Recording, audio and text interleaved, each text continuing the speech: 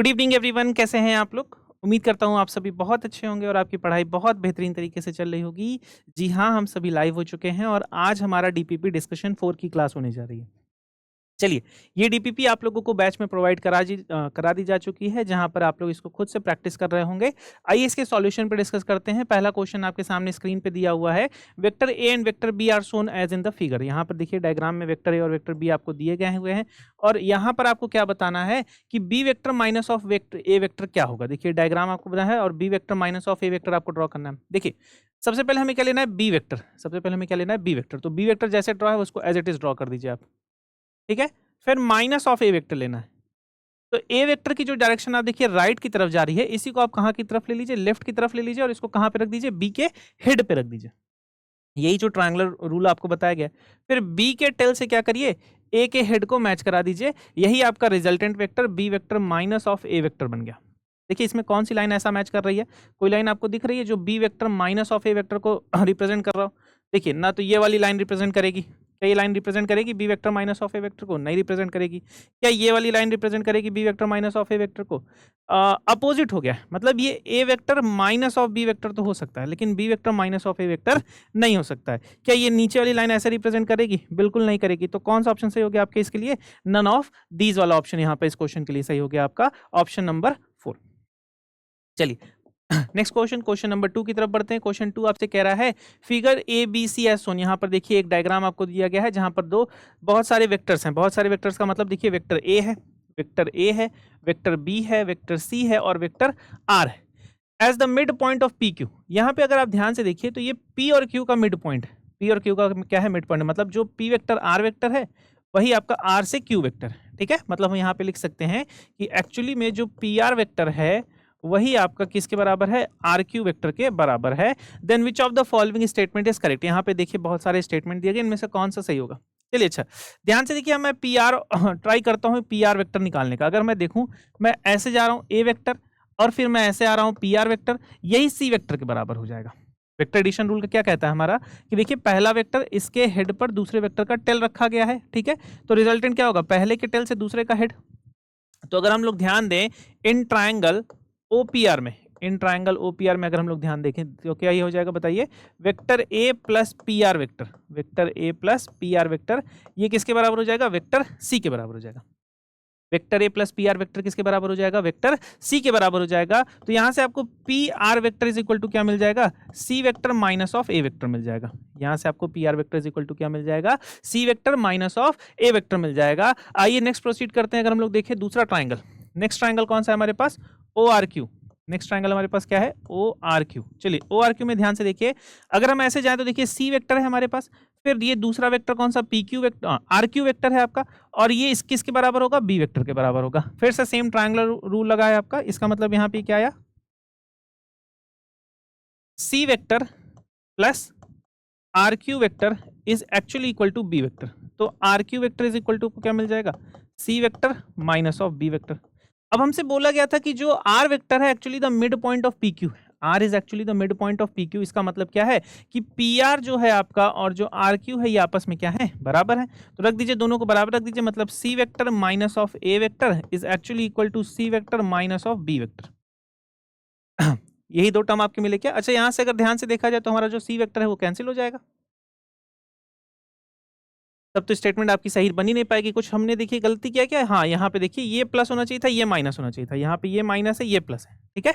तो C vector इस तरफ आएगा तो ये आपका बन जाएगा क्या, 2c vector is equal to यहाँ पे क्या बन जाएगा, A vector plus B vector हो जाएगा। यहाँ पे हमने थोड़ा सा देखिए R Q vector B vector minus of C vector होना चाहिए था। तो 2c vector is equal to क्या आया हमारे पास, A vector plus B vector. 2c vector is equal to A vector plus B vector. Option number 1 is the perfect choice for this question. यहाँ पर ऑप्शन नंबर 1 बिल्कुल सही answer हो जाएगा आपके क्वेश्चन नंबर 2 के लिए। आइए यही बात करते हैं क्वेश्चन नंबर 3 की। क्वेश्चन 3 हमसे क्या कह रहा है, if the sum of two unit vectors, हमारे पास दो यूनिट वेक्टर्स हैं। तो मान लेते हैं कि हमारे पास यूनिट वेक्टर ए रहा होगा, A cap plus B cap मान लेते हैं। इन दोनों का सम जो है इज ऑल्सो यूनिट वेक्टर, मतलब इसका यूनिट मैग्नीट्यूड भी 1, इसका मैग्नीट्यूड भी 1, और जो रिजल्टेंट आया उसका भी मैग्नीट्यूड 1 ही है। Then the magnitude of their differences, तो इन दोनों का जो डिफरेंस होगा उसका मैग्नीट्यूड क्या होगा, आपको ये बताना है। मतलब अगर ध्यान से सोचिए कि the sum of two unit vectors, हम दो यूनिट वेक्टर्स को क्या किया है, ऐड किया है। तो यूनिट वेक्टर का मैग्नीट्यूड 1 होता है, दूसरे यूनिट वेक्टर का भी मैग्नीट्यूड 1 होता है, और इसका जो रिजल्टेंट है उसका भी मैग्नीट्यूड क्या था, 1 था। तो ध्यान से सोचिए, तो इसके बीच का एंगल क्या बनेगा। जब भी कैसी कंडीशन होती थी तो मैंने बताया था कि इसके बीच का जो एंगल होता है वो हमेशा 120 डिग्री बनता है। तो यहाँ पे थीटा कितना बना आपका, 120 डिग्री बना। अब आपको रिजल्टेंट निकालना है किसका, इनके डिफरेंसेस का। तो resultant r is equal to क्या मिलेगा, अंडर द रूट ऑफ, चलिए सबसे पहले वह करिए 1 का स्क्वायर, पहले वेक्टर का स्क्वायर, फिर दूसरे वेक्टर स्क्वायर, माइनस ऑफ पहला वेक्टर मल्टीप्लाइड बाई दूसरा वेक्टर मल्टीप्लाइड बाई कोसाइन, और यहाँ पे आ जाएगा कितना, 120 डिग्री। cos 120 की जो वैल्यू होती है आपकी, cos 120 की वैल्यू कितनी होती है, cos 120 की वैल्यू होती है -1/2। तो -1/2 जब आप यहाँ पे रखोगे, ध्यान से देखो, तो यहाँ पे आ जाएगा अंडर रूट ऑफ 1 का स्क्वायर 1 प्लस 1 का स्क्वायर 1, और माइनस रखेंगे तो माइनस माइनस प्लस हो जाएगा, 1/2 से 2 कैंसिल हो जाएगा, फिर से हमें 1 मिल जाएगा। तो ये आपको वैल्यू कितनी मिल गई, अंडर रूट ऑफ 3। ये वैल्यू कितनी मिल गई, under root of 3। Option number 2 is the perfect choice for this question. तो इस क्वेश्चन के लिए कौन सा ऑप्शन सही हो गया, आपका ऑप्शन नंबर 2। आइए प्रोसीड करते हैं नेक्स्ट क्वेश्चन, क्वेश्चन नंबर 4 की तरफ। ध्यान से देखिए, क्वेश्चन 4 आपसे क्या कह रहा है, क्वेश्चन 4 आपसे क्या कह रहा है। इन द फिगर, यहां पर एक डायग्राम दिया गया है, आपको क्या निकालना है, D vector minus of C vector is equal to what. यहां पर आपसे क्या पूछा जा रहा है कि जो डी वेक्टर है, अगर उसमें से हम सी वेक्टर को निकाल दें, D vector minus of C vector कर दें, तो वो किसके बराबर होगा। D vector minus of C vector किसके बराबर होगा, आपसे ये नॉर्मली पूछा जा रहा है। आइए इसको सॉल्व करते हैं। चलिए अच्छा देखते हैं D vector minus of C vector किसके बराबर है। तो सबसे पहले यहाँ पे देखिए डी वेक्टर, यहाँ पे डी वेक्टर गया है, ठीक है, और कह रहा है माइनस ऑफ सी वेक्टर। यहाँ पे क्या कह रहा है फिर, माइनस ऑफ सी वेक्टर। तो हमें पता है कि अगर माइनस ऑफ सी वेक्टर का मतलब है कि जो सी वेक्टर की डायरेक्शन दिया है इसके जस्ट अपोजिट डायरेक्शन ले लीजिए, इसका जस्ट अपोजिट डायरेक्शन ले लीजिए, यही माइनस ऑफ सी वेक्टर हो जाएगा, ठीक है। और ऐसा नहीं लग रहा है कि हाँ डेफिनेटली ए वेक्टर वाली लाइन इसको ऐसे ज्वाइन कर रही है। अगर डायग्राम देखिए, मैं इसको सेपरेट ड्रॉ करूं तो ये हमारा डी वेक्टर कुछ इस तरीके से हो गया, this is the D vector, और ये इसके हेड पर माइनस ऑफ सी वेक्टर हो गया कुछ इस तरीके से, और ये लाइन कुछ इसको इस तरीके से ज्वाइन कर रही है। तो यही तो रिजल्टेंट की लाइन होगी, और यही वेक्टर क्या नाम से डिफाइन हुआ है, ए वेक्टर के टाइम से डिफाइन हुआ है। तो इसका मतलब D vector minus of C vector किसके बराबर हो गया, वेक्टर ए के बराबर हो गया। D vector minus of C vector किसके बराबर हो गया, वेक्टर ए के बराबर हो गया। आइए नेक्स्ट प्रोसीड करते हैं क्वेश्चन नंबर 5 की तरफ। क्वेश्चन 5 आपसे क्या कह रहा है, in figure E vector plus D vector minus of C vector किसके बराबर होगा। आइए इस पे बात करते हैं हम लोग। चलिए ध्यान से देखिए, ई वेक्टर सबसे पहले क्या कह रहा है, ई वेक्टर देखिए, ई वेक्टर इधर नीचे की तरफ है, फिर plus of D vector, plus of D vector. अच्छा ठीक है, ये भी ठीक है।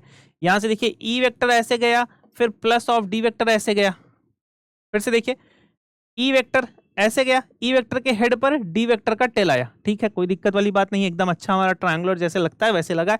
फिर माइनस ऑफ सी वेक्टर, अगर यहाँ पे minus of C vector draw करें तो ऐसे ही आएगा माइनस ऑफ सी वेक्टर। ये भी यहाँ पर सही हो गया क्योंकि इसके टेल पर इसका हेड रखा हुआ है, ठीक है। अब ये किसके बराबर है, तो अगर आप देखिए ये अगर हम यहां से एक लाइन ऐसे ड्रॉ कर देते कुछ इस तरफ तो ये उसी के बराबर होता। तो ये माइनस ऑफ बी वेक्टर होगा क्या, ये किसके बराबर होगा, माइनस ऑफ बी वेक्टर के बराबर होगा। तो option number 4 is the correct choice for this question. यहां पे क्या हो जाएगा, ऑप्शन नंबर 4 आपका बिल्कुल सही आंसर हो जाएगा। आइए नेक्स्ट बात करते हैं क्वेश्चन नंबर 6 की। सवाल नंबर 6 आपसे क्या कह रहा है, a truck travelling due north with 20 metre per second. कोई ट्रक है जो नॉर्थ की तरफ जा रही है, ध्यान से देखिए, a truck travelling due north with 20 metre per second turns towards west and travels at the same speed. ठीक है, सबसे पहले समझिए, कोई ट्रक था जो नॉर्थ की तरफ जा रहा था, कोई ट्रक था जो नॉर्थ की तरफ जा रहा था, कितने से जा रहा था, 20 मीटर पर सेकंड से जा रहा था। अच्छा भाई ठीक है सर, हाँ समझ में आया। अब उसने क्या किया, मोड़ लिया। वो गाना सुना है ना, एक मोड़ आया मैं गड्डी उते छोड़ आया, वो वाला। तो उसने वहीं से क्या, गड्डी छोड़ी नहीं, वहां से अपनी गड्डी मोड़ी। तो ट्रेवल्स एट सेम स्पीड, और किस डायरेक्शन में, वेस्ट की डायरेक्शन में। तो मतलब यहां से उसने अपनी ट्रक को, अपनी गड्डी को क्या किया भाई, मोड़ लिया और इधर मोड़ा, और किससे मूव कर रहा है, 20 मीटर पर सेकेंड स्पीड से मूव कर रहा है। ओहो, चलिए अगर ये नॉर्थ की तरफ जा रहा था तो हम इसको डिफाइन कर सकते हैं कि ये 20 जे कैप है, और अगर ये वेस्ट की तरफ जा रहा था तो इसको डिफाइन कर सकते हैं ये 20 आई कैप है विद नेगेटिव डायरेक्शन। हाँ सर ठीक है। Then the change in velocity, हमसे क्या पूछा जा रहा है भाई, चेंज इन वेलोसिटी। सबसे अच्छी बात यह है कि किसी भी चीज का चेंज पूछे तो चेंज हमेशा कैसे डिफाइन करते हैं हम, अगर हमसे पूछ लिया गया है क्या कि चेंज इन वेलोसिटी निकालिए, तो चेंज इन वेलोसिटी क्या आता है हमेशा, final velocity minus initial velocity. Final velocity minus of 20 I cap की है, initial velocity 20 of J cap की है। तो ये आ गया minus of 20 I cap minus of 20 J cap. एकदम आसान वाली बात है, कोई दिक्कत वाली बात नहीं है। अच्छा, इसकी डायरेक्शन पूछ रहा है। सबसे पहले इसका मैग्नीट्यूड देखिए, यहाँ पे हर जगह पे क्या लिया गया है, मैग्नीट्यूड लिया गया। हर जगह पे क्या लिया गया है, मैग्नीट्यूड लिया गया। तो सबसे पहले इसका मैग्नीट्यूड निकाल लेते हैं। तो मैग्नीट्यूड निकालने के लिए हम लोग क्या करेंगे, चेंज इन वेलोसिटी का मॉड। मॉड कैसे निकालेंगे बताइए, √20 का स्क्वायर प्लस 20 का स्क्वायर। तो ये 400 प्लस 400 आ जाएगा, 400 को बाहर ले लेंगे तो ये 20√2 आ जाएगा। अब बात आती है डायरेक्शन की। तो अब आप ध्यान से सुनना, वेक्टर लॉजिक देखते हैं। अगर तुम -20 आई कैप को नोटिस करो, किसको नोटिस करो, -20 आई कैप को नोटिस करो, तो हम इसे मान लेते हैं कि ये वेक्टर ए है हमारा, ये हमारा वेक्टर ए है, ये वाला वेक्टर। ठीक है, डायग्राम रफ करता हूं, ध्यान से देखना। हम ये मान लेते हैं कि ये वेक्टर ए है। फिर -20 जे कैप बोला गया है, ध्यान से देखना, ये बी वेक्टर। ठीक है, इसका मतलब ये बोला जाए vector A minus of vector B.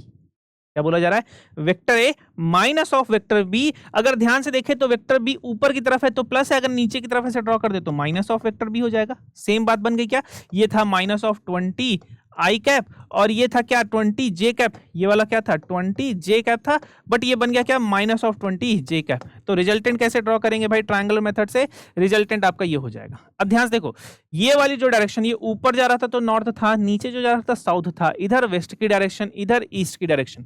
तो ये अगर इस तरफ आ रहा है तो डायरेक्शन क्या हो गई, साउथ वेस्ट की डायरेक्शन हो गई क्या, हाँ सर बिल्कुल साउथ वेस्ट की डायरेक्शन हो गई। तो अगर हम लोग यहाँ पर इसको ड्रॉ करें तो देखिए, सबसे पहले तो 40 वाले ऑप्शन चले गए, 40 और 40 वाले ऑप्शन चले गए। बच्चे कौन कौन से ऑप्शन है, 20√2 20√2। डायरेक्शन कौन सी, तो साउथ वेस्ट की डायरेक्शन है, तो चेंज इन वेलोसिटी क्या आ गया 20√2, और जो डायरेक्शन आई है वो क्या आई है, साउथ वेस्ट की डायरेक्शन आई है।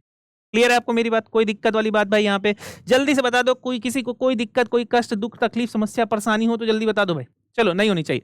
Vector C in the figure. चलो भाई, क्वेश्चन नंबर 7 यहाँ पे देखो, वेक्टर सी कह रहा है, वेक्टर सी को फिगर में रिप्रेजेंट करिए भाई। अच्छा देखिए, ध्यान सुनिएगा, ये वेक्टर ए इधर जा रहा है, हाँ ठीक है सर जा रहा है वेक्टर ए। भाई फिर से ड्रॉ करते हैं, वेक्टर ए गया ये, फिर वेक्टर बी गया यूं, कुछ इस तरीके से गया, हाँ सर ठीक है। ऐसा नहीं लग रहा है वेक्टर ए के हेड पर वेक्टर बी का टेल रखा है, हाँ सर वेक्टर ए के हेड पर वेक्टर बी का टेल रखा है, ठीक है सर समझ में आ रहा है। और वेक्टर बी के हेड से वेक्टर ए के टेल को मिला दिया गया, यही थोड़ा सा गड़बड़ काम हो गया। या फिर अगर ऐसा लग रहा है कि भाई ये पूरा साइक्लिक प्रोसेस है, ये पूरा साइक्लिक प्रोसेस है, मतलब कंप्लीट लूप बना दिया है। कंप्लीट लूप का मतलब है कि हम लिख सकते हैं A vector plus B vector plus C vector, finally वहीं पहुंच गए हैं, इसलिए जीरो, डिस्प्लेसमेंट हमारा जीरो हो गया भाई। अच्छा, तो सी वेक्टर के बारे में पूछा जा रहा है सर, किसके बारे में पूछा जा रहा है, सी वेक्टर के बारे में। तो सी वेक्टर को यहीं रहने दीजिए सर, और बराबर लिख दीजिए minus of A vector minus of B vector. अच्छा, कौन सा सही हो गया, option number 4। Option number 4 is the correct choice for this question. तो ये था आपका सॉल्यूशन डीपीपी 4 का। अब अगली वीडियो आपको डीपीपी 5 की सॉल्यूशन को मिलेगी, तब तक के लिए बाय बाय।